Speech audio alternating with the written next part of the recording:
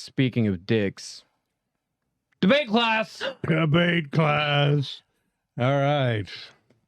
This is where John gives us a topic, and Emily and I choose opposite sides of that topic, and then spend the next 15 minutes calling each other idiots. Mm-hmm.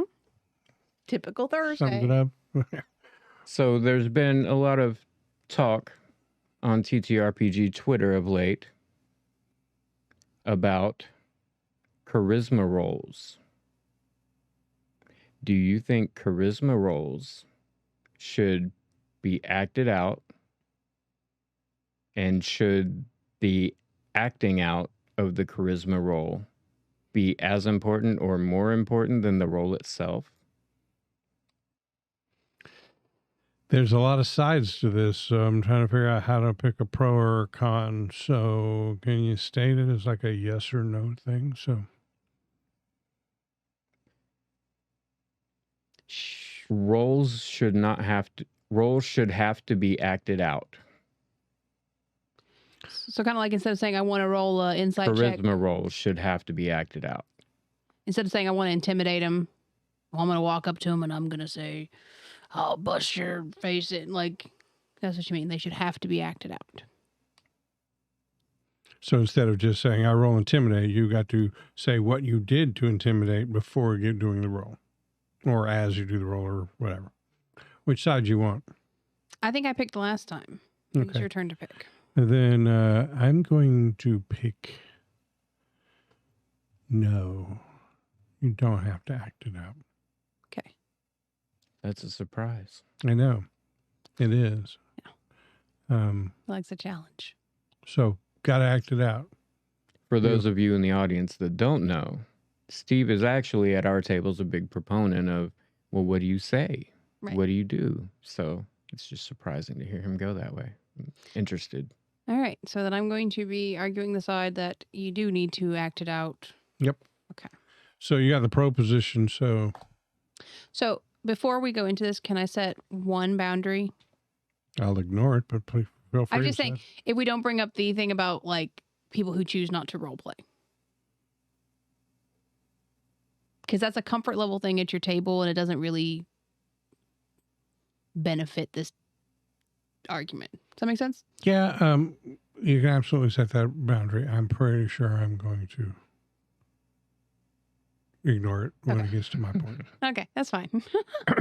Okay. So I feel that you should have to do acting out of those kind of things, because you take away from the gameplay when you just say, I want to make an intimidate roll. Okay, roll it. Okay, they're scared. If I don't present to you how I'm going to intimidate, if I don't present to you how I intend to make this charisma-based roll, whether I'm good at it or not, whether my role play of that is good, the DM loses a lot of opportunity to react in the appropriate ways to your intimidation, and it can change the way the story plays out. If I choose to intimidate by staring at him across the table, that's much different than if I go up and I slam my drink down on the table and grab him by the coat collar. Those are two different things, and it takes away the DM's opportunity to fill out his storyline with his appropriate responses. 5 points. Okay, here's what I got for you. In the book itself, the Player's Handbook, Dungeon Master's Guide, somewhere in there, in the rules is written, and in fact, just about every TTRPG that I've read the rules of will say this, that role play can be where you actually speak as if you're the character. Mm-hmm. Or you could just say, Stas goes up to the person and arches his back real high and looks at him and says, you're an idiot, right? So instead of actually acting it out, you describe what your character does. And they just say those are both ways of role-playing. So it's still role-playing to just say, my guy's going to go up and try to intimidate the dude without acting it out. But let's put that aside for a minute. I had a similar question. I put a Twitter out there and confessions of a mediocre DM saying, I hate it when people just say, I roll insight. Right? But in this case, we'll substitute. I roll charisma check. I roll to intimidate. It's all the same thing.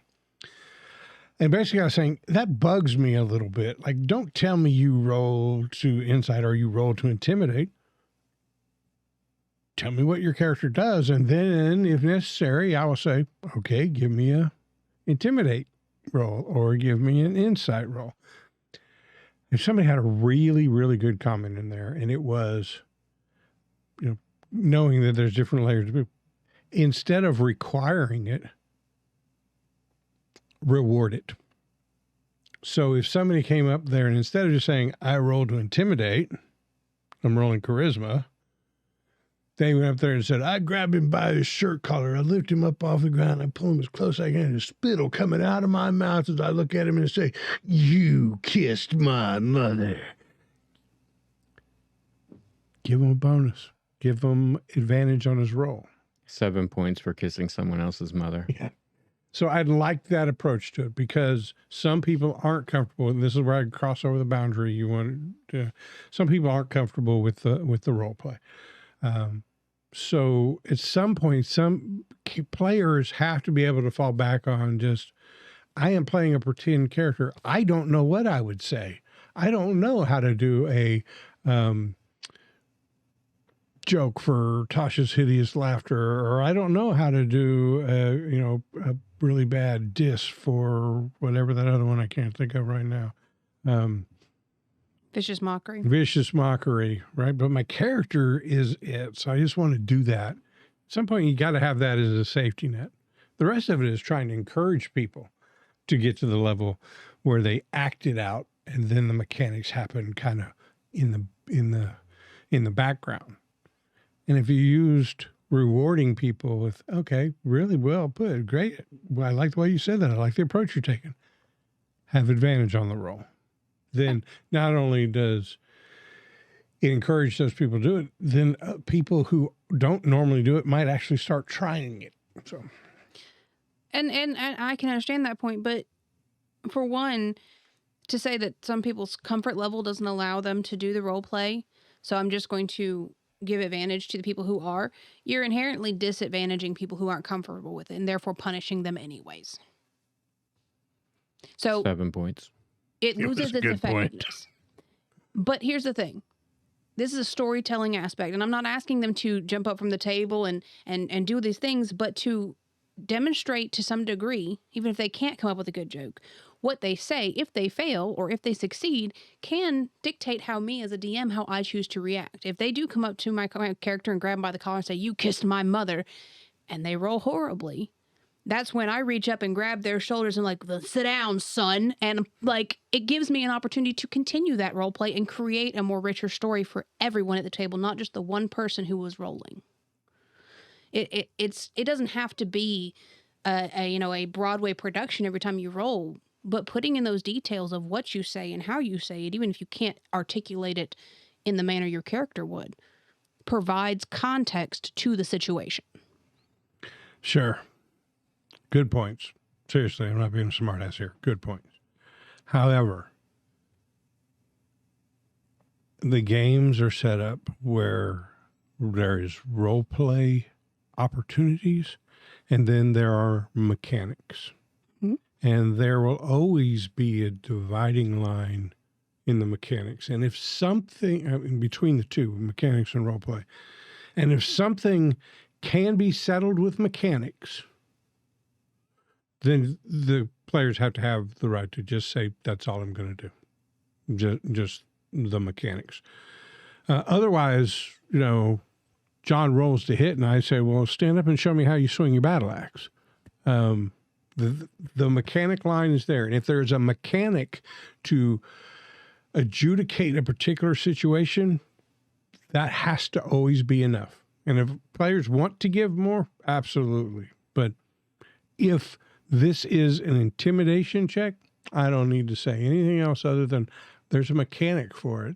You can tell me you don't like what I say or you love what I say all you want, but when it comes right down to it, I'm going to roll the dice, and if it's a 20 on this DC 12, I'm going to be successful. 6 points. And you're correct. We don't make you get up and show us how you're going to attack. But if the attack you're attempting to do does require explanation, such as what you say to someone or how you react to someone or how you intimidate someone, even if it doesn't affect the roll, if you come up to me and you say, I want to hit them with a pillowcase, I'm going to do 1d8 damage. Well, I'm going to need you to explain that to me, because mechanic or not, yeah, it's an improvised weapon, but how are you going to do damage with a pillowcase? So yes, I'm going to ask for explanation. I'm not going to ask you to get up and go get a pillowcase, but I'm not going to ask the person doing it. And I'm going to look at you and say, screw you and your explanation. The pillowcase is an improvised weapon. There are rules for what to do with it. There's damage set up for it, and whether or not I'm proficient in it. So I'm just going to roll the dice. 4 points for Emily, 5 points for Steve. I need both of you to roll a d20. Oh, Jesus. Here we go. For round 2, points will be doubled. 18. 8. That is now your intelligence. Damn it. Keep going. I had a really good point, and now I got really intelligent. Apparently, really intelligent people wouldn't have thought of that point. But if you know say the funny how I know funny. 3 points. If you know say scary how I know scary make no sense. You must do scary for me be scary. Indubitably. Well, actually,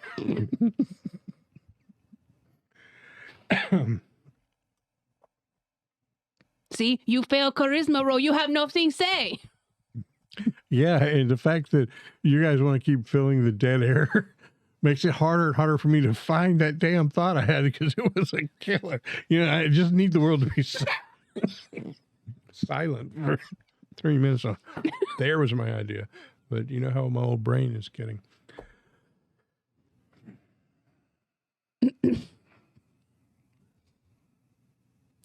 It is a mutual storytelling game.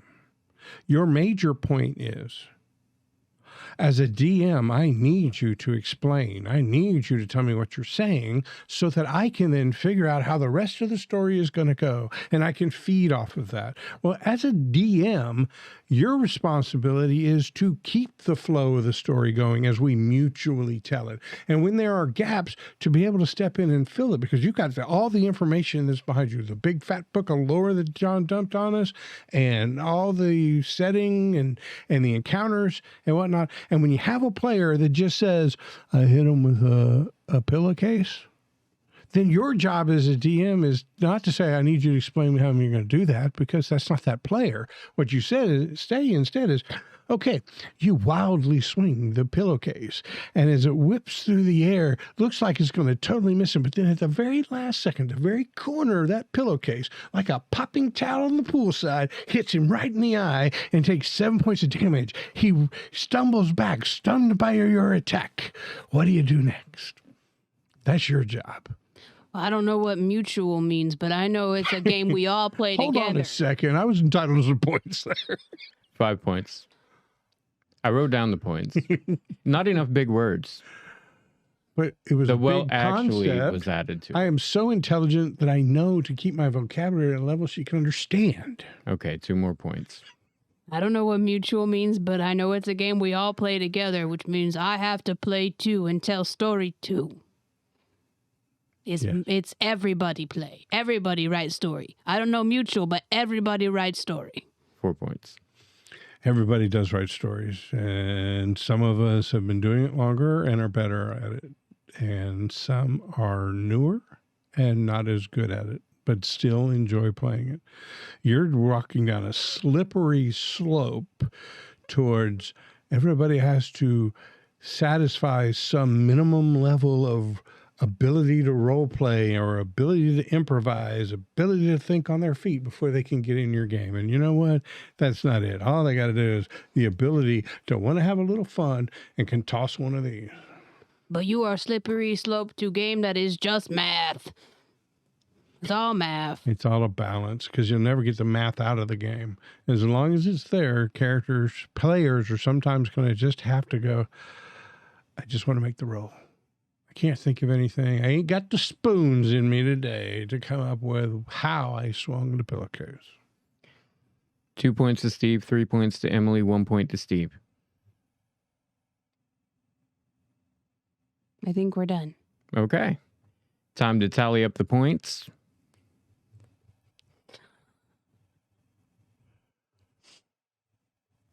We need like interim music. Look, we already dangerously got close to copyright infringement with Wild Mountain. Let's not do Jeopardy too. With a score of 38 to 36, Steve wins. You know why? Because I won last week and he's trying to keep it on track. Because he lets one of us win each week and just keeps it on base and neither one can be pissed off for too long. So I figured that out after week 2. That was a good topic. And I know I surprised you when I said that, but it was all because I prefer, like, it's your turn, Emily. I'm going to swing my...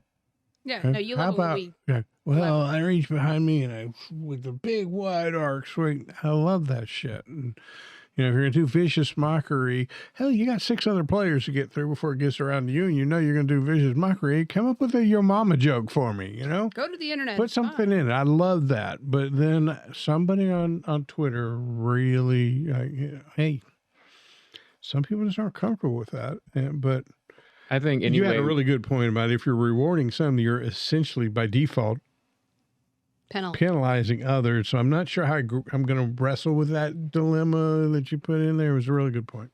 I think anytime you can go with less gatekeeping, it's usually a good idea. Oh, I agree. And me as a person, I fully believe that, no, you do not need to articulate it. It's not required. Yeah, you just had to take that side. Well, I probably would have taken that side anyways. Because much like you, I was working through my inherent bias on the subject.